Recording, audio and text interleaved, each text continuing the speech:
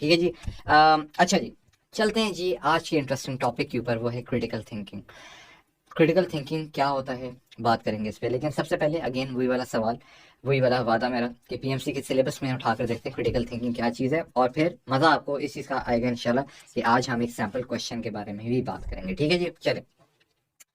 Critical thinking क्या चीज़ होती है, पीएमसी ये बोल रहा है उसके मुताबिक critical thinking is a process of evaluation which uses logic. Which uses logic. Logic क्या, लॉजिक तो सिंपल सी चीज है ना भाई, 2 + 2 = 4, ये लॉजिक है। दो एक और एक से दो से बनते हैं, 1 + 1 = 2, दो 2 + 2 = 4, सिंपल सी लॉजिक है। ठीक है, क्योंकि ये वाला बंदा जो है 10 मंजिलों से छलांग मारेगा तो मर जाएगा, एक लॉजिक है। ठीक है, अच्छा जी, मिसाल के तौर पे मैं इस शीशे के ग्लास को, क्योंकि मैंने छोड़ा वो जमीन पे गिरा टूट गया, तो ये लॉजिक है, सीधी सी बात है। ठीक है, तो लॉजिक से ये शीशा ग्लास क्यों टूटा, क्योंकि उसने फेंक दिया था जमीन पे, लॉजिक है, लॉजिकल सी बात है, सीधी सी बात है। ठीक है, लेकिन कभी कभी जब बात की जाती है कि मिसाल के तौर पे ये बंदा इसलिए वियर्ड एक्ट कर रहा है क्योंकि इसे जिन लग गए हैं, तो क्योंकि वो साइंटिफिकली प्रूफ नहीं हो सकता, या हमें उसकी कोई बैकिंग हमें नहीं पता क्या है क्या नहीं है, तो शायद उसके अंदर लॉजिक नहीं है। ठीक है, उसमें बिलीफ हो सकते हैं, लेकिन लॉजिक और बिलीफ में बहुत फर्क होता है। ठीक है, तो क्रिटिकल थिंकिंग एक ब्रांच है, सही है। हमने क्या देखा, एक है लॉजिकल रीजनिंग, तो हम लोग एज अ सब्जेक्ट पढ़ रहे हैं। ठीक है, लॉजिकल रीजनिंग के अंदर एक सब ब्रांच आती है जिसको आप कह रहे हैं क्या, लिखने की जरूरत नहीं मुझे, इसके नीचे एक ब्रांच आती है जिसको आप कहते हैं क्रिटिकल थिंकिंग। गौर से सोचना, देखना कि ये जो बात हो रही है इसमें क्या बात सच है, क्या बात गलत है। ठीक है, लॉजिक, ठीक है, अब आप इस डेफिनेशन को देखें। Critical thinking is the process of evaluation which uses logic to separate truth from falsehood. झूठ में से सच को निकालना, झूठ में से सच को अलग करना। ठीक है, रीजनेबल फ्रॉम अनरीजनेबल बिलीफ। ठीक है, अनरीजनेबल बिलीफ कुछ होते हैं, उसमें से रीजनेबल बिलीफ को समझना, क्या रीजनेबल है, क्या बात सच है और क्या बात सच नहीं है। अभी घबराना नहीं है, मिसाल दूंगा आपको समझ आ जाएगा। सबसे पहले तो पीएमसी का अपना सवाल देखते हैं ना, जो इन लोगों ने अपने सिलेबस में दिया था। ठीक है, बड़े अफसोस के साथ मैं बता रहा हूँ, ये वो सवाल है जो कि टीचर्स अपनी क्लास में गलत पढ़ा रहे हैं, जो कि यूट्यूब पे वीडियोस लोग बना रहे हैं और ये वाला सवाल बिल्कुल गलत तरीके से पढ़ा रहे हैं। ठीक है, गलत है। ठीक है, सवाल देखते हैं जी, सवाल क्या है, read the following passage. Passage ये वाला एक पैसेज दिया होगा पीएमसी ने, उसको आपने पढ़ना है। ठीक है, then decide whether the 3 statements below are true.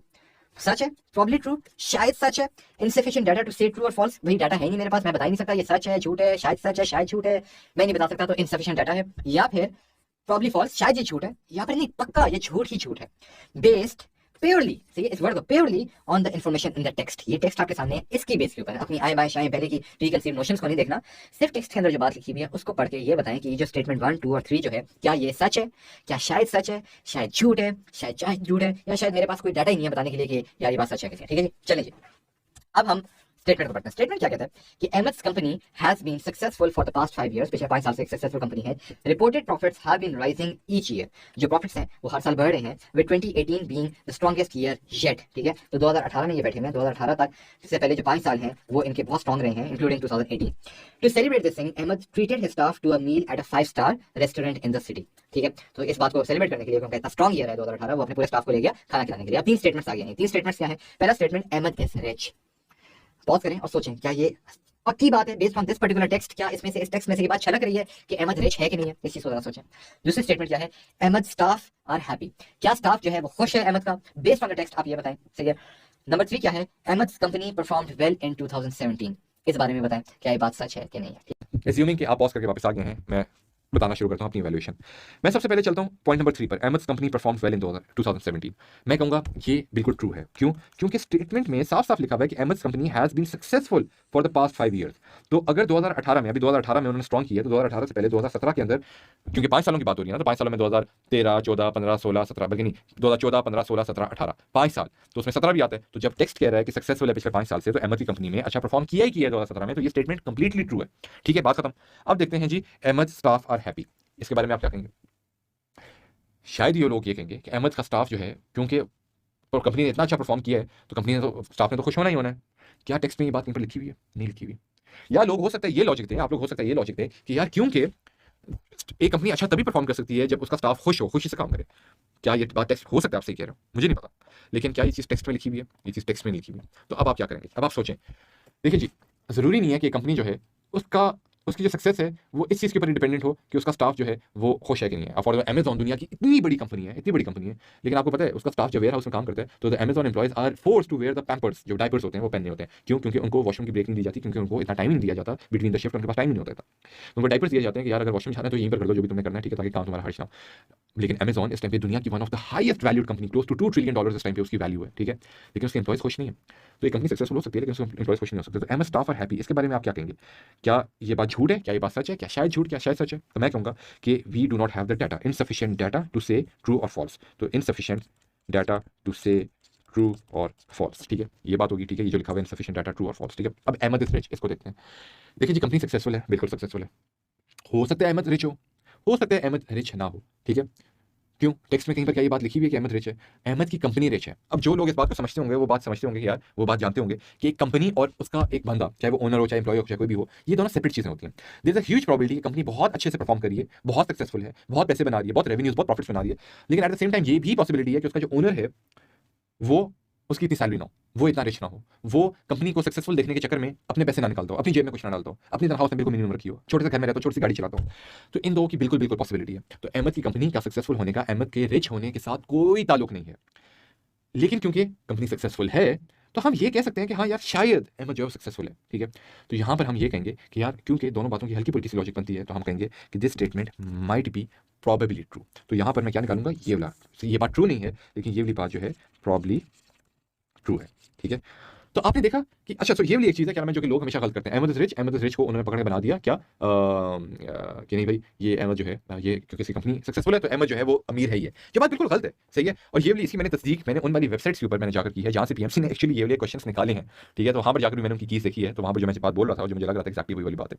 तो ये इस तरह के सवाल आएंगे जी, पीएमसी ने आपको इस तरह से इन सारी चीज़ों को टेस्ट करना है, तो आपने बड़े गौर से इन चीज़ों को समझना है, बहुत गौर से टेक्स्ट को देखना है, बहुत गौर। अब ये क्रिटिकल थिंकिंग थी, ठीक है, यहाँ पर चीज़ें आपकी टेस्ट होती हैं, दिमाग आपका चेक होता है, दिमाग आपका टेस्ट होता है, ठीक है जी। तो आई होप कि आपको जो है ये वाली चीज़ जो है वो समझ आ गई होगी, ठीक है। Ahmed is rich, Ahmed staff are happy, Ahmed company perform well, ठीक है, प्रॉब्ली ट्रू वगैरह वगैरह जो भी सारी चीज़ें। अच्छा जी, क्या टाइम हो गया, 10 मिनट हो गए इस लेसन को, आगे मैं चलता हूँ जल्दी से, आपको एक इंपॉर्टेंट पॉइंट पे ले जाता हूँ, इंट्रोडक्शन टू क्रिटिकल थिंकिंग। आपने पीएमसी का सिलेबस देख लिया, आपने एक सैंपल क्वेश्चन भी देख लिया, अब हम देखेंगे कि यार क्रिटिकल थिंकिंग है क्या। इंट्रोडक्शन में कराना चाहूँगा, क्रिटिकल थिंकिंग डेफिनेशन में भी नहीं जाता, अभी जो मैंने स्लाइड पे जितना सा टेक्स्ट लिखा हुआ है इसको भी भूल जाओ, फिलहाल इस टेक्स्ट को भी देखने की जरूरत नहीं है। साथ में रुकिए जरा, पानी भी थोड़ा सा पी लेते हैं। अच्छा जी, अब इंट्रोडक्शन टू क्रिटिकल, भूल जाएंगे टेक्स्ट मैंने लिखा हुआ है, सही है। जहाँ जहाँ मैं आपको पॉइंट आउट कर रहा हूँ उस चीज़ को पढ़िएगा। मिसाल के तौर पे मैं आपके पास आता हूँ, सही है, या कोई आपका दोस्त आपके पास आता है, कुछ बुजुर्ग आते हैं, एक ड्राइंग रूम में लोग बैठे हैं और बात क्या चल रही है, कोई बंदा ये बोलता है कि यार नवाज शरीफ जो है वो सबसे करप्ट तरीन लीडर था, वो बहुत बुरा लीडर था। आपको क्या करना चाहिए? आपको क्या वो चीज़ मान लेनी चाहिए? आपको बोलना चाहिए कि क्योंकि वो एक बुजुर्ग कह रहा है तो शायद सही कह रहा है, या शायद दोस्त कह रहा है सही कह रहा है, या शायद मीडिया कह रहा है तो सही कह रहा है, या शायद नैब ने नवाज शरीफ साहब के ऊपर कोई केस बना लिया है तो इसका मतलब यही है कि नवाज शरीफ जो है वो खराब लीडर है। ऑपोजिशन में किसी लीडर ने बोल दिया है कि नवाज शरीफ चोर है तो इसका मतलब नवाज शरीफ चोर है। क्या कहेंगे आप? क्या लगता है आपको? सोचने वाली बात है। क्या कोई भी आपको कोई भी बात बोल के चला जाएगा, या कोई भी चीज़ कहीं पर भी किसी भी अखबार में पढ़ लेंगे, या कोई ऑपोजिशन लीडर बोल देगा, या मीडिया पे देख लेंगे, तो क्या आप मान जाएंगे? हम देखते हैं यूट्यूब पर बड़ी इस तरह के चैनल्स होते हैं, हकीकत टीवी और पता नहीं क्या क्या, अमेरिका के सदर ने आखिरकार पाकिस्तान के सदर के आगे सर झुकाई दिया, तो क्या करते हैं आप वो थंबनेल देखते हैं, आप उसको देखते हैं, तो आप क्या मान जाते हैं? वो वाली बात पूछें अपने आप से। दूसरा, कोई बंदा आपको ये कहता है मिसाल के तौर पे कि यार इमरान खान जो है वो बेस्ट लीडर है, वो बोलता है कि फलाना नहीं है, वो सबसे अच्छा काम करता है, वो जवान है, वो ये है, वो है, वो एनर्जेटिक है, तो क्या आप मान जाएंगे? आप कहेंगे कि हाँ बिल्कुल ये बात सही हो रही है, ठीक है। शायद आप नहीं मानेंगे, या शायद आप मानेंगे। आपका मानना और ना मानना किस चीज़ पे बेस करेगा, ये डिफाइन करेगा कि आप क्रिटिकल थिंकर हैं कि नहीं है, ठीक है। आपके सामने कोई बंदा आकर बोलता है अपना हाथ दिखाओ, तो मेरी लकीरें देख के मैं बताऊंगा कि यार तुम्हारी कितनी जिंदगी है, तुम्हें बीमारी कब होगी, तुम सफर पे कब जाओगे, क्या उसके पीछे अगर कोई बंदा तुम्हें बताता है और वो फिर तुम्हें बताता है कि यार लॉजिक से ये सितारे ये करते हैं वो करते हैं, क्या आराम से मान जाओगे? हो सकता है मानो, हो सकता है ना मानो, लेकिन जो भी तुम करोगे हो सकता है कि तुम उसमें मान जाओ, लेकिन तुम्हारे पास क्रिटिकली थिंकिंग के लिए अच्छे आइडियाज़ हैं, अच्छा तरीका है। लेकिन it's very important for you to think critically कि ये जो बात हो रही है ठीक है कि नहीं। अभी क्रिटिकल थिंकिंग क्या होती है मैं उसमें नहीं जा रहा, लेकिन सोचना चाहिए कि यार ये जो बात बोल रहा है कि इमरान खान अच्छा है, नवाज शरीफ बुरा है, एस्ट्रोलॉजी सच है, या फॉर एग्जाम्पल एक क्लासिक एग्जाम्पल कि मिसाल के तौर पर आप इमेजिन करें न्यूयॉर्क के अंदर एक अमेरिकन बैठा हुआ है, और उस अमेरिकन बार बार ये देखता है कि यार मुस्लिम टेररिस्ट जो हैं, जो बहुत सारे terrorist, the people who have beard and everything, वो सुसाइड वेस्ट पहनकर कहीं पर जाकर जो है अगर सुसाइड बॉम्बिंग अगर करते हैं, तो आप इमेजिन करें कि वेस्ट में एक बंदा बैठा हुआ, अमेरिका में न्यूयॉर्क में एक अंग्रेज बैठा हुआ, अमेरिकन बैठा हुआ, वो अगर ये स्टेटमेंट पास करे कि इस्लाम इज अ बैड रिलीजन, और उसकी रीजन वो ये देना शुरू करता है कि बिकॉज मुस्लिम जो हैं दे कमिट सुसाइड बॉम्बिंग, तो आप क्या कहेंगे? आप उसको बोलेंगे नहीं कि यार तुम गलत कह रहे हो, तुम उसके साथ रीजन करोगे, तुम उसका क्रिटिकल रीजन करोगे कि नहीं भाई, अगर एक मुस्लिम बॉम्बर अगर कोई चीज़ खराब करता है, 9/11 किया है, कुछ भी किया, तो that does not make Islam a bad religion. Islam is a beautiful religion that promotes love, peace, coordination, jihad as well जब जरूरत हो, लेकिन इस तरह का जिहाद नहीं। तो आप उसके साथ क्रिटिकली रीजन करने की कोशिश करेंगे, ना कि ये कि क्या आप बोलेंगे कि हाँ यार तुम सही कह रहे हो, नहीं यार तुम गलत कह रहे हो, तुम क्रिटिकली रीजन करोगे। और आप ये भी कहोगे कि यार जस्ट बिकॉज एक मुस्लिम बॉम्बर ने कहीं पर जाकर सुसाइड अटैक कर दिया तो इसका मतलब तुम इस्लाम को बुरा रिलीजन बोलोगे, तो वो बंदा जो गोरा बैठा हुआ है, अंग्रेज जो बैठा है, वो गलत सोच रहा होगा। इसी तरह से आपको अगर कोई आकर बोल देता है कि यार शाहिद अफरीदी बेस्ट कैप्टन रहा है, या नवाज शरीफ वर्स्ट लीडर था, तो ये गलत बात होगी। आपको क्रिटिकली क्वेश्चन करना चाहिए, ठीक है, इन चीज़ों को कि भाई क्या ये बात सच है भी कि नहीं। अब आप इस वाले टेक्स्ट को पढ़ना शुरू करें। अब मैं इस वाले को आपको गो थ्रू करूंगा, 14 मिनट हो गए हैं, थोड़ा सा टाइम लूंगा। देखिए जी, क्रिटिकल थिंकिंग क्या है? Critical thinking it is a way of separating truth from the false, ठीक है। पीएमसी का सिलेबस भी ये कह रहा है, मैं भी ये कह रहा हूँ, स्लाइड भी ये कह रही है, ठीक है। कुछ बातें स्टेटमेंट्स होती हैं, उसमें से सच को निकालना, झूठ को अलग करना, ठीक है। सच और झूठ के अंदर आपको अंदाजा लगाना कि क्या चीज़ सही है। हम लोग एज ह्यूमन बींग्स हैं, हम लोग बाइस्ड होते हैं। आप और मैं हमेशा बाइस्ड हैं। हम लोगों को लगता है कि कंपनी जिसकी अच्छी है उसका मालिक भी अमीर होगा, तो हम लोग कहेंगे कि हाँ भाई Ali is Ahmed is rich. हम बाइस्ड होते हैं। क्यों हम बाइस्ड होते हैं? हम देखते हैं कि यार जिस बंदे की कंपनी बड़ी है वो बंदा वीगो में चल रहा है, हो सकता है जेब में उसकी चवन्नी ना पड़ी हो, लेकिन वीगो में घूम रहा है, तो हम बोल रहे हैं कि यार ये अमीर बंदा है। नहीं, ये चीज़ जरूरी नहीं है, ठीक है। हम लोग कहते हैं भाई मीडिया कह रहा है नवाज शरीफ चोर है, तो वो चोर है। हम लोग बाइस्ड होते हैं, हमारी अपनी पर्सनल ओपिनियंस को यूज़ करके हम लोग लोगों के ऊपर लेबल्स लगा लेते हैं। अमेरिकन ने क्या किया था 2000 से लेकर 2010 की दिहाई में, जस्ट बिकॉज उनको लगा कि यार एक मुस्लिम टेररिस्ट ने आकर जो है 9/11 कर दिया, तो इसका मतलब है कि इस्लाम एक बुरा रिलीजन है। तो ये बाइसनेस है उनकी। वो जब भी किसी मुस्लिम को देखते हैं, किसी दाढ़ी वाले शख्स को देखते हैं, तो कहते हैं ये टेररिस्ट है। ये उनकी बाइसनेस है। हम ह्यूमंस एज इंडिविजुअल्स हम लोग बाइस्ड होते हैं, लेकिन दैट इज अ थिंग, हमें बाइस्ड नहीं रहना, ठीक है। हम क्या करते हैं, हमारे सामने कोई आइडिया प्रेजेंट किया जाता है, we don't question the things. हम कोई सवाल उसके ऊपर नहीं उठाते। हम कहते हैं हाँ ये बंदा कह रहा है तो सही कह रहा है, कोई अथॉरिटी कह रही है सही कह रही है, मीडिया कह रहा है सही कह रहा है। We take things for granted. हाँ बस हो रहा है तो हो रहा है, ठीक है, मिस कराओ। Everybody thinks that they are right. आप किसी ड्राइंग रूम टॉक में बैठे होंगे, 4 बड़े लोगों को बात करते हुए देखेंगे, ये नवाज शरीफ की हिमायत में, ये इमरान खान की हिमायत में, आपस में बात करते करते झगड़ पड़ेंगे। हर बंदे को ये लगता है कि वो सही है। किसी के पास रूम ही नहीं है कि वो क्रिटिकली बैठकर एक दूसरे के आर्गुमेंट्स को सुने और उसको एनालाइज करे, उसको डिसाइफर करे और फिर बताए क्या चीज़ सही है क्या चीज़ गलत है। हमेशा हर इंसान को one must keep an open mind, आपको और मुझे। अब ये मैं वो बातें बता रहा हूँ जो कि इस सब्जेक्ट इस एमडी कैट के लिए या तो सही है, लेकिन अगर आप कोई भी कोर्स और पढ़ रहे हैं या जिंदगी में अगर आप चल रहे हैं, तो आपको इस चीज़ को अंडरस्टैंड करना है। Critical thinking is beyond the scope of MD CAT only.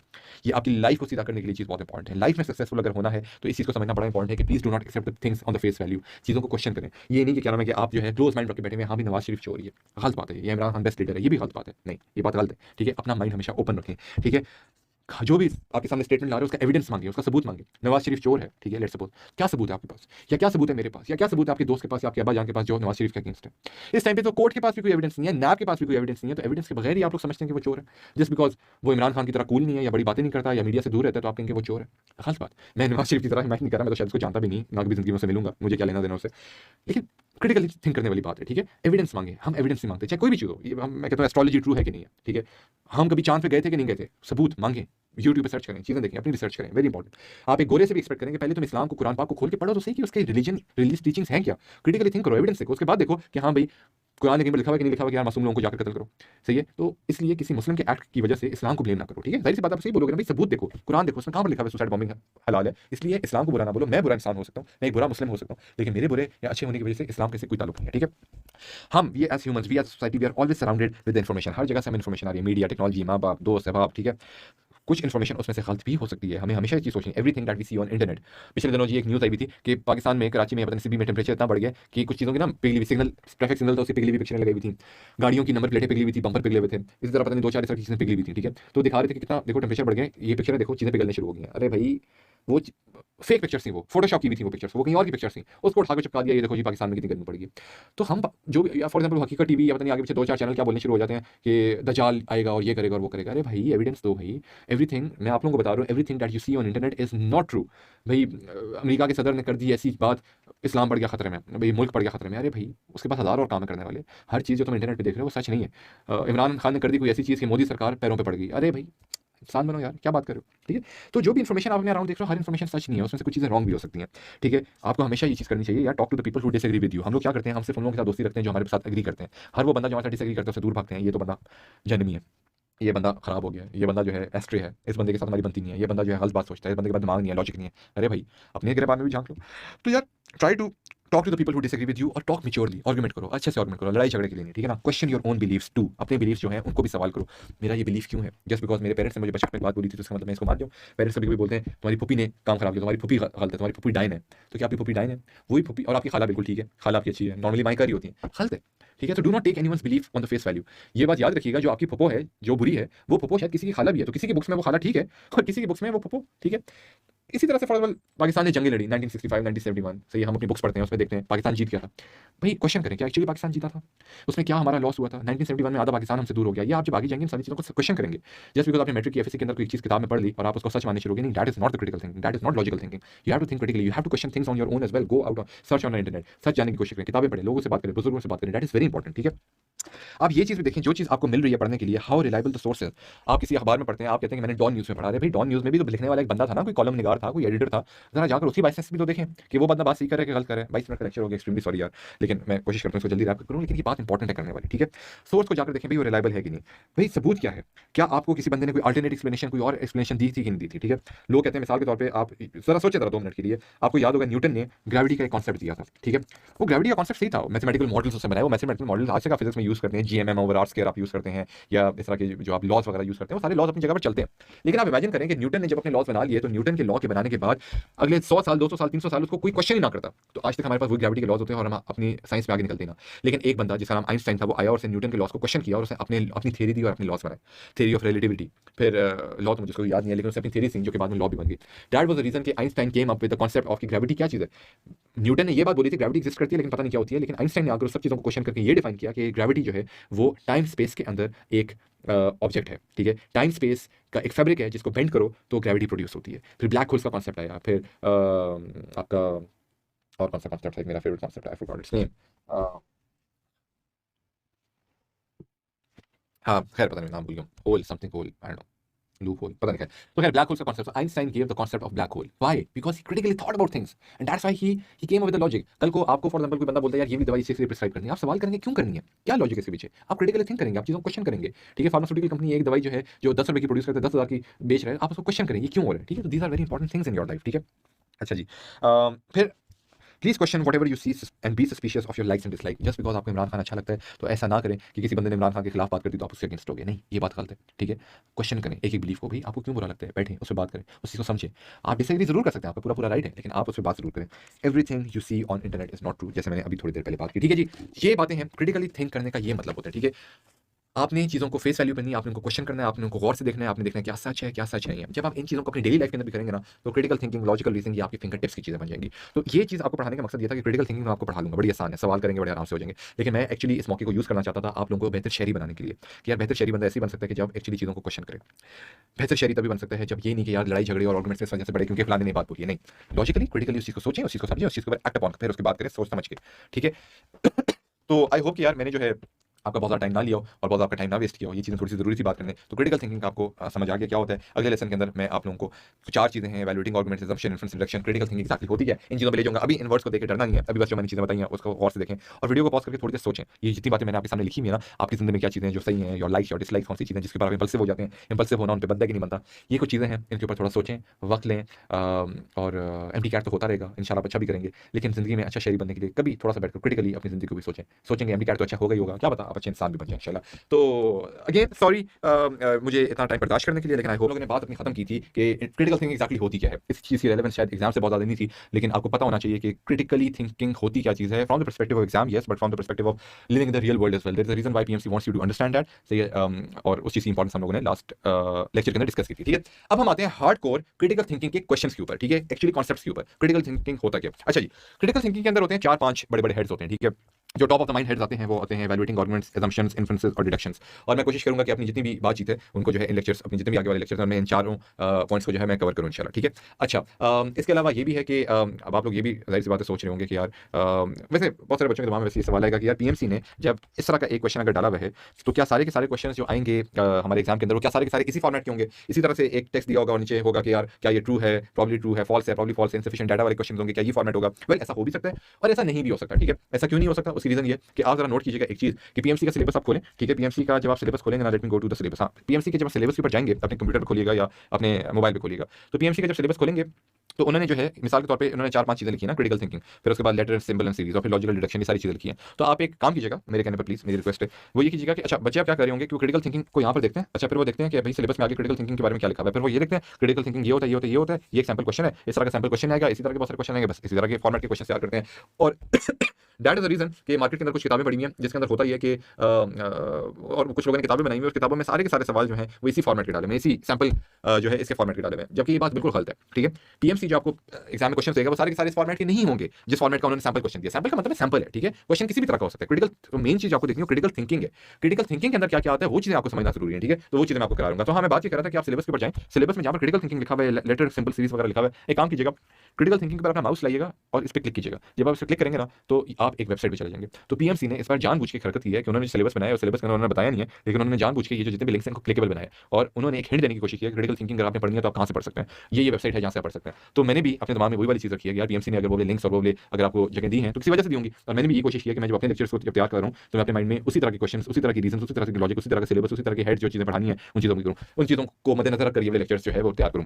तो now of course I hope कि मैंने आपको ये कॉन्फिडेंस एटलीस्ट दिला दिया कि जो भी चीज़ें हम लोग डिस्कस कर रहे होंगे इन वाले लेक्चर्स के अंदर वो सारी ऑथेंटिक हैं, टू द पॉइंट है, सिलेबस के अंदर के हैं, कुछ भी सिलेबस के बाहर का नहीं है। अगर आपको ये बोले कि यार ये तो सिलेबस में नहीं है, सैंपल क्वेश्चन कुछ और है, आप कुछ और करा रहे हैं, तो नहीं, आपने सैंपल क्वेश्चन को देखना, आपने इस हेड को देखना है जो कि क्रिटिकल थिंकिंग लिखा हुआ है, और अगर आप सिलेबस के ऊपर जाएंगे और अगर आप क्लिक करेंगे तो आपको खुद भी नजर आ जाएगा। अच्छी अपनी पहली बात। अच्छा जी, क्रिटिकल थिंकिंग के अंदर ये 4 हेड्स में कवर कराऊंगा, ये हो गया। अब आते हैं जी क्रिटिकल थिंकिंग एक्चुअली है क्या। तो बेबी स्टेप से स्टार्ट करते हैं, आस्ते आस्ते स्टार्ट करते हैं, इसका डिफिकल्टी लेवल एकदम से बढ़ जाएगा, तो ये इसलिए आस्ते आस्ते स्टार्ट करते हैं। अच्छा जी, सबसे पहली बात जिसके बारे में जो आपको बात पता होनी चाहिए इस तरह के क्वेश्चन को सॉल्व करने के लिए वो ये है, आपको पता होना चाहिए कि एक आर्गुमेंट क्या होता है। ये एक वर्ड लिखा हुआ है आर्गुमेंट, ठीक है। आर्गुमेंट हम लोग डेली लाइफ में ये वाला वर्ड यूज करते हैं, सही है, तुम मेरे से आर्ग्यू क्यों कर रहे हो, सही है, तुम मेरे से बदतमीजी कर रहे हो, मैं तुमसे आर्ग्यू क्यों कर रहा हूँ, ठीक है। बड़े भी कहते हैं डोंट आर्ग्यू, ठीक है, मैं जो कह रहा हूँ वो चीज़ करो, आर्गुमेंट आगे से करो। एक हमने इस वाले लहजे में ये चीज़ सुनी भी होती है, लेकिन आर्गुमेंट का मतलब हरगिज़ बदतमीजी नहीं होता। आर्ग्यू का मतलब ये नहीं होता जो पेरेंट्स आपको बोलते हैं आर्ग्यू नहीं करो, मैंने जो बात बोल दी है वो करो, ठीक है, आगे से तुम बहस नहीं करो। तो आर्गुमेंट एक डिफरेंट चीज़ होती है, बहस और मुबाहिसा एक डिफरेंट चीज़ होती है, ठीक है।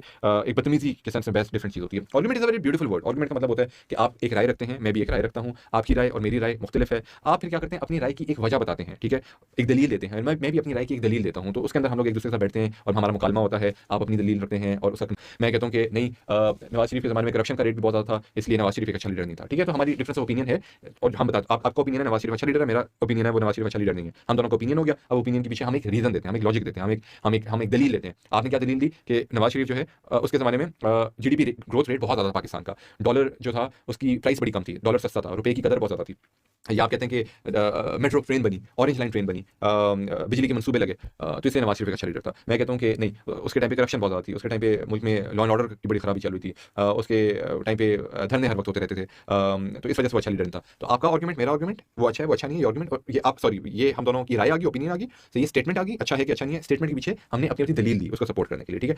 तो जब तक हम ये बोलते हैं कि नवाज शरीफ अच्छा है बुरा है वो सिर्फ एक स्टेटमेंट है, लेकिन जब हम उसके साथ दलील देते हैं तो वो एक आर्गुमेंट बन जाता है, ठीक है। और आर्गुमेंट हमेशा मतलब ये नहीं होता कि क्या नाम है हमने लड़ने शुरू कर देना, नहीं, हम बड़े मौजूद अंदाज में मुकालमा कर सकते हैं, अच्छा आपकी ये रीजन है मेरी ये रीजन है। और आर्गुमेंट का पर्पस कभी भी ये नहीं होता कि मैंने जीतना है आपने जीतना नहीं है, ठीक है, आपने हारना और मैंने जीतना है, ये नहीं होता। आर्गुमेंट का मकसद होता है कि यार मेरी राय, आपकी रीजन मेरी रीजन, सही है।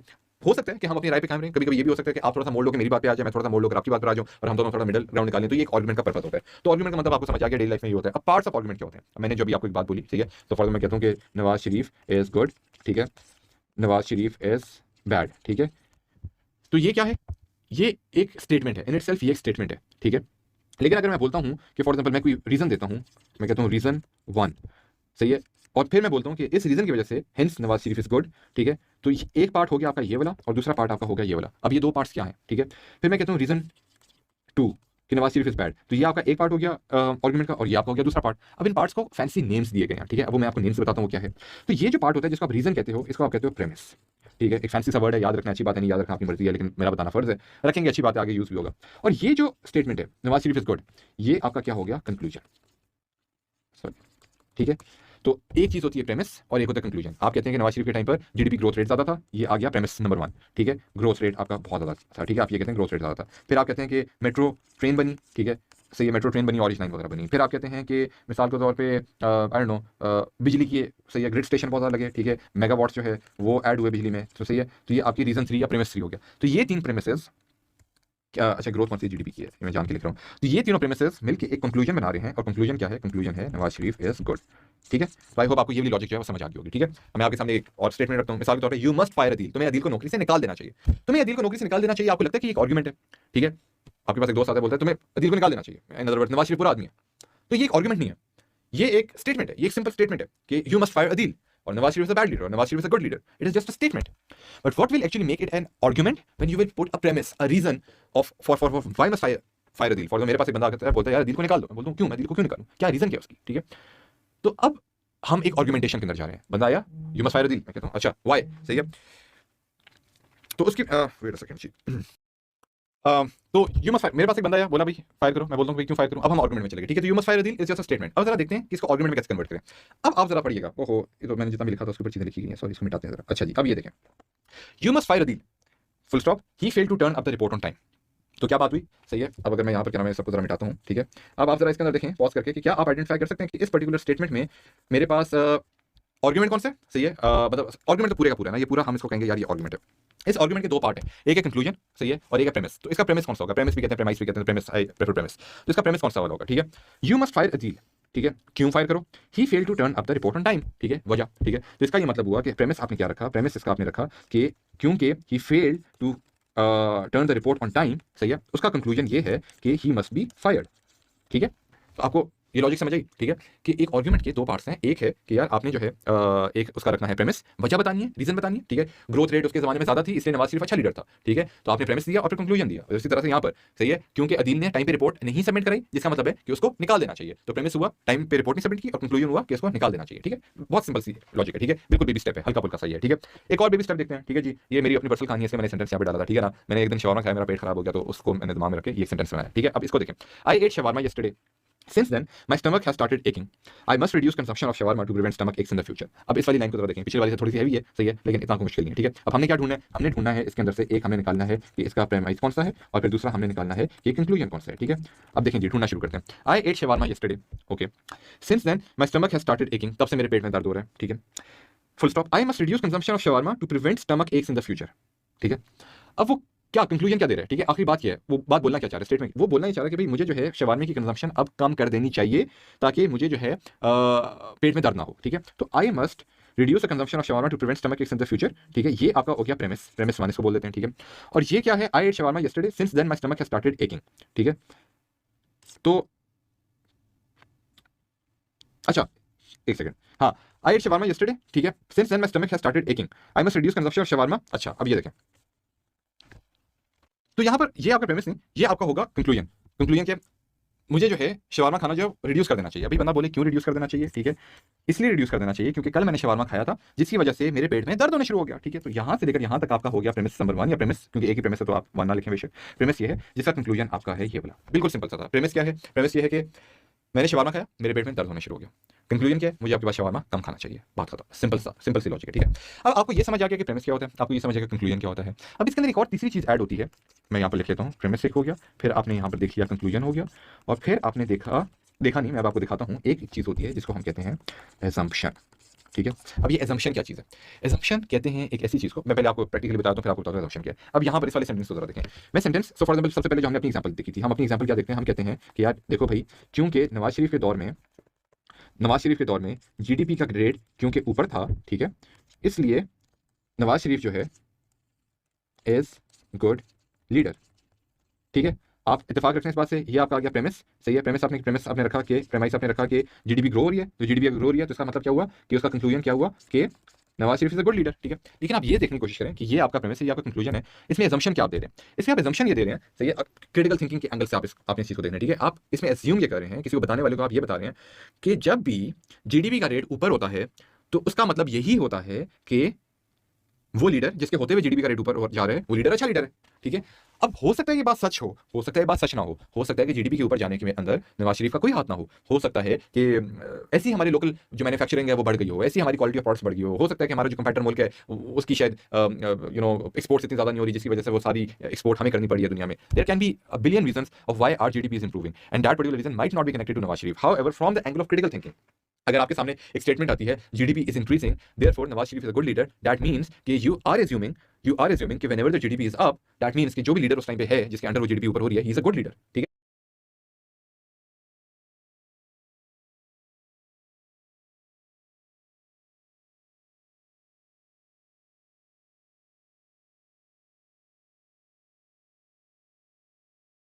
कि यू आर एज्यूमिंग कि whenever the GDP is up that means कि जो भी लीडर उस टाइम पे है जिसके अंडर वो जीडीपी ऊपर हो रही है he is a good leader, ठीक है। तो ये प्रेमिस और कंक्लूजन के अंदर एज्यूम आप क्या करो उस चीज को आप कहते हो अजम्पशन, ठीक है। इसी तरह से यू मस्ट फायर अदील, ठीक है, he fail to turn up the report on time, इसके अंदर क्या है प्रेमिस के अगर आप फेल कर देते हो रिपोर्ट सबमिट करना, सही है, तो इसका मतलब है कंक्लूजन ये होना चाहिए आपको फायर कर देना चाहिए। तो यहाँ पर एजम्पशन क्या हुई, एजम्पशन यहाँ पर ये हुई कि जब भी कोई बंदा जो है रिपोर्ट जो है वो टाइम पे सबमिट करना फेल कर दे तो उसको निकाल देना चाहिए, ये सिंपल सी एजम्पशन है, सही है। जब भी कोई भी, अब अदील के सेंस में बात नहीं करें, जब भी कोई भी बंदा जो है वो रिपोर्ट ना टाइम पे सबमिट करे उसको निकाल दो। अब हो सकता है कि निकालने की कोई और वजह भी, फॉर एग्जाम्पल एक बंदा जो है वो टाइम पे ऑफिस नहीं आता, या वो अपना काम सही से नहीं करता, या फिर वो ऑफिस में किसी से लड़ाई झगड़ा करते हैं, तो उसको दोस्त बात पे भी निकाला जा सकता है ना। लेकिन नहीं, आपके सामने जब एक स्टेटमेंट आएगी इस तरह की, you must fire a deal, he failed to turn up the report on time, और नीचे अगर एमसीक्यू के अंदर बोला जाता है कि यार when should someone be expelled from the office, खैर इतना आसान सवाल आएगा नहीं, मैं ऐसे सिंपल करके बता रहा हूँ। जब इस तरह का सवाल आएगा तो उसका आप जवाब क्या देंगे कि someone should be expelled from the office when he does not turn up the report on time. ठीक है, तो हमने बेबी स्टेप्स लिए, और बेबी स्टेप्स के अंदर हम लोगों ने क्या बात की, हमने प्रेमिस को समझा, हमने कंक्लूजन को समझा, और हमने सिंपल एक असम्पशन को समझा। ये तीनों चीजें बहुत इंपॉर्टेंट थी इस चीज की बेस रखने के लिए। अब हम आगे चलेंगे और आगे चल के हम एक रियल क्वेश्चन को सॉल्व करेंगे इंशाल्लाह से।